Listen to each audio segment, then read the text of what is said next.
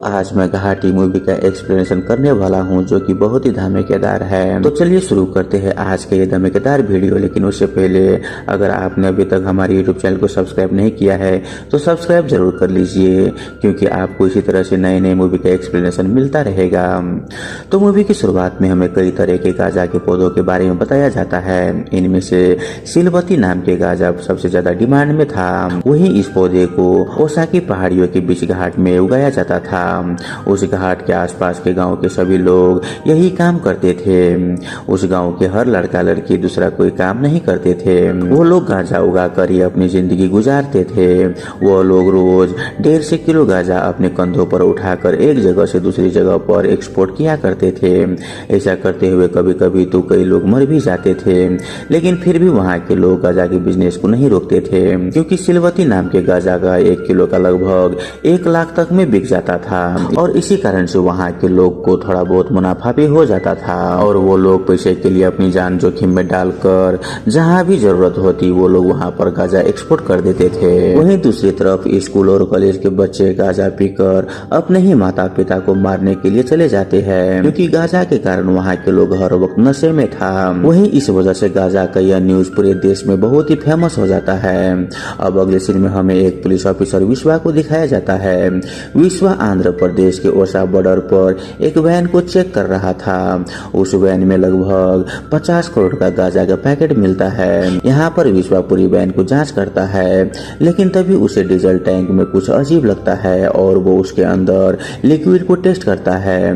दरअसल वो गांजा का रस था। ये जानकर विश्वा बहुत ही शॉक हो जाता है, क्योंकि वहाँ के लोग आमतौर पर गांजा का सप्लाई कर रहे थे, लेकिन यहाँ पर तो डीजल टैंक के अंदर खास तौर पर तैयार किया गया गांजा के रस को ट्रांसपोर्ट कर रहे थे। विश्वा इस केस को बहुत ही सीरियसली लेता है और वो जानना चाहता था कि यह लिक्विड फॉर्म का गांजा कहाँ पर भेजा जा रहा है, इसीलिए वो इन्वेस्टिगेट शुरू कर देता है। तभी हमें अगले सीन में गांजा को डिस्ट्रीब्यूट करने वाले नायडू ब्रदर्स को दिखाया जाता है। उनमें से कुंदला नायडू बहुत ही डेंजरस प्रवृत्ति का आदमी होता है। अगर कोई उसके जानकारी के बिना सिलवती गांजा अवैध तरीके से ट्रांसपोर्ट करता था तो वो उन सबको बहुत ही बेरहमी से मार डालता था। वहीं जब एक दिन नायडू को खबर मिला कि उसके गांव में सिलवती के पौधे उगाए जा रहा है, तो वो तुरंत ही उस आदमी के पास जाकर उसे वार्निंग दिया कि अगर तुम सिलवती के पौधे उगा रहे हो तो तुम मुझे बता दो, वरना तुम मेरे हाथे मारे जाओगे।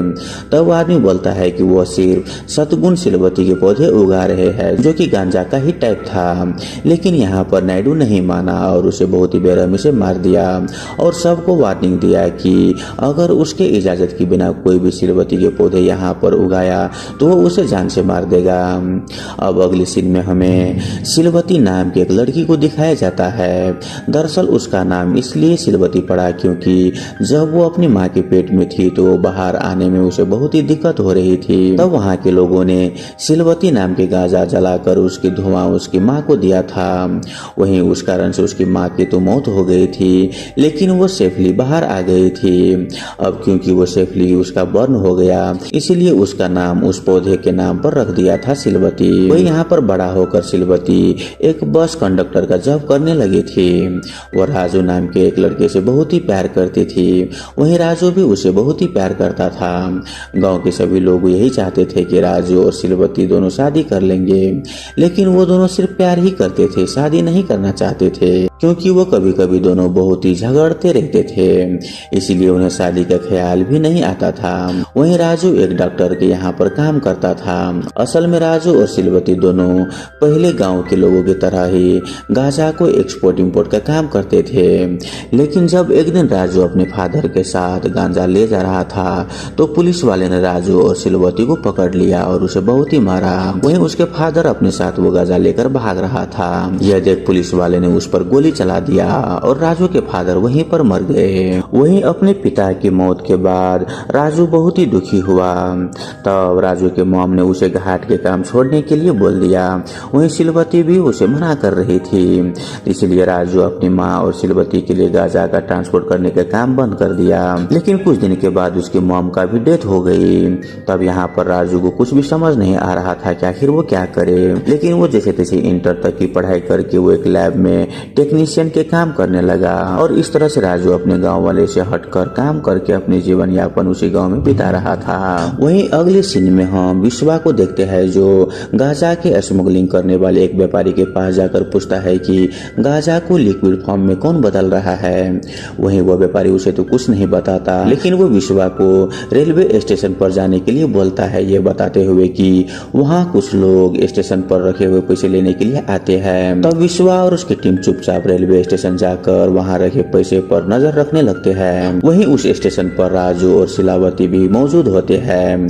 शिलावती शादी वर्दी में आए पुलिस वाले को पहचान लेती है और वो राजू को बता देती है कि यहाँ पर पुलिस वाले हैं। वहीं राजू भी तुरंत मास्क लगाकर आता है और वहाँ से सारे पैसे चुरा कर शिलावती के साथ वहाँ से भाग जाते हैं। लेकिन हम जानते हैं कि पुलिस वाले ने पैसे वाले बैग में एक ट्रैकर लगा कर रखा था, लेकिन राजू उस ट्रैकर को ढूंढकर सड़क पर उसे फेंक देता है और सारे पैसे लेकर वहाँ से निकल जाते हैं, जिस कारण से यहाँ पर पुलिस वाले उन दोनों को पकड़ नहीं पाते।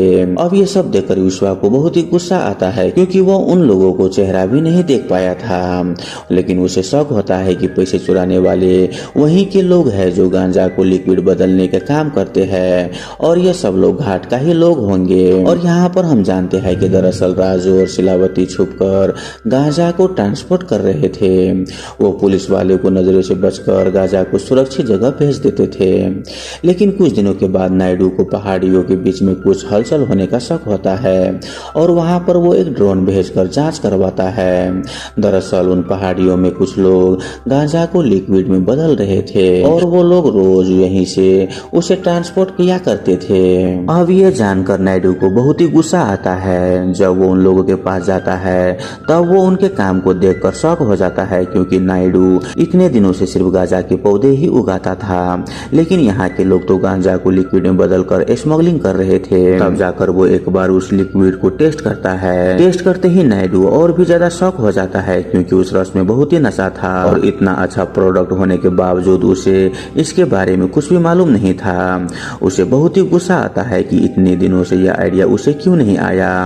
तब वो वहाँ पर लोगों को मारते हुए टॉर्चर करके पूछता है कि यह बिजनेस किसने शुरू किया है। तब वहाँ पर राजू और शिलवती आते हैं। यहाँ पर राजू नायडू से बोलता है कि इस बिजनेस में जितना हिस्सा चाहिए हम तुम्हें उतने देने के लिए तैयार है। वहीं ये बात सुनकर नायडू को बहुत ही गुस्सा आता है और वो राजू को मारने लगता है, क्योंकि घाट में काम करने वाला एक मामूली सा आदमी उसे शेयर ऑफर कैसे कर सकता है। लेकिन यहाँ पर राजू को बहुत ही गुस्सा आता है और वो नायडू को बहुत ही मारता है और वो नायडू के साथ साथ वो गांजा के लिक्विड को एक लड़की के पास ले आते हैं।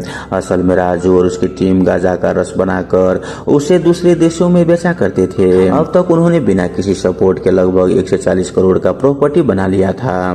राजू नायडू को लेकर उस लड़की के पास आता है। दरअसल में वो उस लड़की के साथ सीधे डील करना चाहते थे, क्योंकि नायडू भी उसी लड़की के साथ डील करता था। वो लड़की और उसका पार्टनर गांजा को इंटरनेशनल लेवल पर स्मगलिंग और डिस्ट्रीब्यूट का काम करते थे। इसलिए राजू उस लड़की को पार्टनर बनने और उसे कुछ हिस्से देने के लिए तैयार था।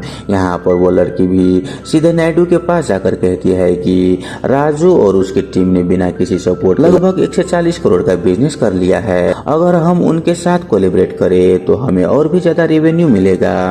यहाँ पर नायडू भी समझदारी से सोचता है और वो पार्टनर बनने के लिए मान जाता है। ही अब अगले दिन नायडू के भाई गांजा के रस बनाने वाले लैब में जाकर वो भी टेस्ट करता है और उसे भी बहुत ही जल्द नशा चढ़ जाता है, जिससे वो बहुत ही शॉक हो गए थे। और तरुण के साथ आई लेडी भी उसे चख कर देखती है तो उसे भी वो प्रोडक्ट बहुत ही पसंद आता है और वो खुश होकर शिलावती को एक डायमंड नेकलेस गिफ्ट करके वहां से चली जाती है।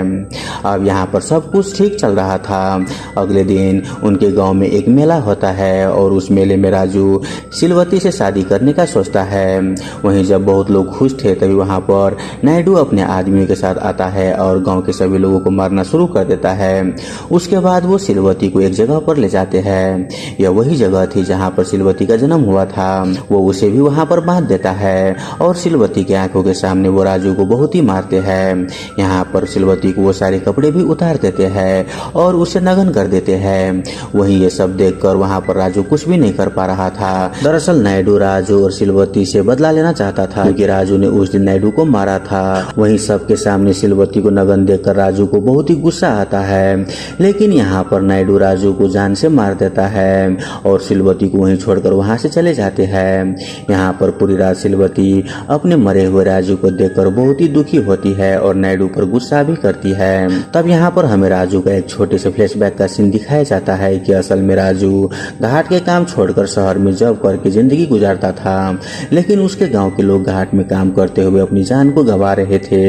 यह देखकर राजू को बहुत ही दुख होता है और वो अपने गांव की जिंदगी बदलने का डिसाइड करता है, क्योंकि गांव में छोटे छोटे बच्चे भी गांजा ढोते थे और राजू उन बच्चों को पढ़ाना चाहता था और इसलिए राजू गांजा को लिक्विड में बदलने का काम करने लगा।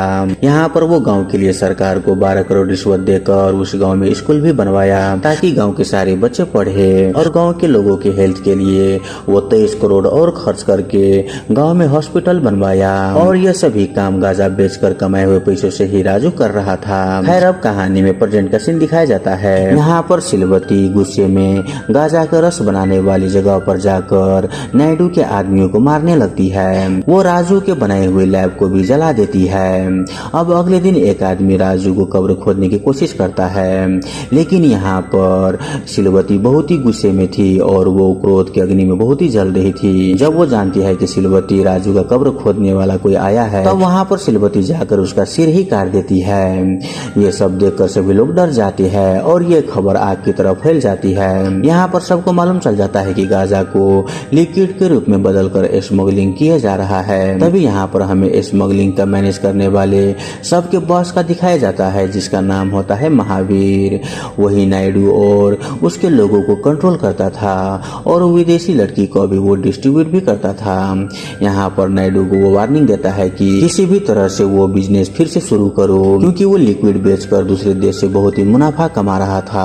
अब ये सब सुनकर नायडू ब्रदर्स प्लान बनाने लगता है कि सिलवती को कुछ दिन हम इस्तेमाल करेंगे और बाद में उसे मार देंगे। वही इस प्लान से वो सिलवती को अपने पास बुलाता है। उसे बुलाकर राजू को मारने के लिए सॉरी बोलता है और फिर से वो बिजनेस करके कमाए हुए प्रॉफिट में आधा आधा बांटने की भी बात करता है। यहाँ पर हम देखते हैं कि सिलवती को राजू ने उसके गले में मंगलसूत्र तो नहीं बांधा था, लेकिन फिर भी वो उसके नाम के मंगलसूत्र पहने हुए थी। तब यह देखकर नायडू के भाई सिलवती के गले से उसका मंगलसूत्र उतारने की कोशिश करता है, लेकिन यहाँ पर सिलवती को बहुत ही गुस्सा आता है और वो नायडू के भाई को जान से मार देता है। वहीं ये सब देखकर नायडू के आदमी उसके पीछे लग जाता है, लेकिन सिलवती वहाँ से भाग जाती है। तभी वहाँ पर नायडू के एक आदमी उसे शूट कर देता है, जिस वजह से सिलवती वहीं पर गिर जाती है, लेकिन वहाँ पर सिलवती का एक दोस्त आकर उसे बचा लेता है।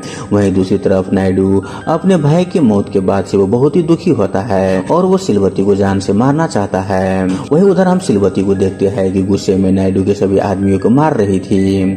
उसके बाद वो गांव के सभी लोगों के पास जाकर गांजे के काम हमेशा छोड़ने के लिए कहती है, क्योंकि गांजा की वजह से गांव के बहुत सारे लोग जान गंवा रहे थे, इसीलिए वो गांजा को पूरी तरह से खत्म करना चाहती थी। लेकिन गाँव वाले उसकी बात नहीं सुनते। वो बोलते हैं कि अगर हम ये काम छोड़ देंगे तो हम और दूसरा काम क्या करें, क्योंकि हमें दूसरा काम करने नहीं आता।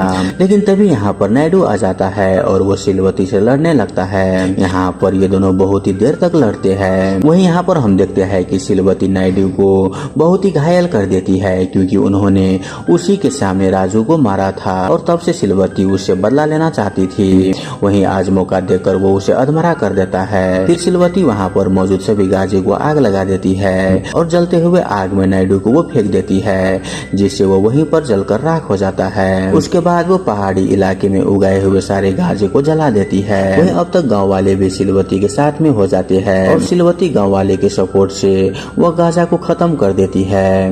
वहीं यहाँ पर हम जानते हैं कि दरअसल विश्वा छुपकर सिलवती का मदद कर रहा था। वहीं जिस दिन नायडू के आदमियों ने सिलवती को शूट किया था, तब विश्वा ने ही उसे बचाया था और तब से विश्वा सिलवती की मदद कर रहा था, क्योंकि विश्वा भी गांजे को खत्म करना चाहता था और इस तरह से विश्वा सिलवती की मदद से गांजा के बिजनेस को ही बंद कर देता है और यहीं पर ये मूवी खत्म हो जाता है। तो दोस्तों आई होप आपको ये मूवी एक्सप्रेशन वाला वीडियो अच्छा लगा हुआ हो। अगर आपको वीडियो अच्छा लगे तो वीडियो को लाइक करके हमारे यूट्यूब चैनल को सब्सक्राइब जरूर कर लीजिए।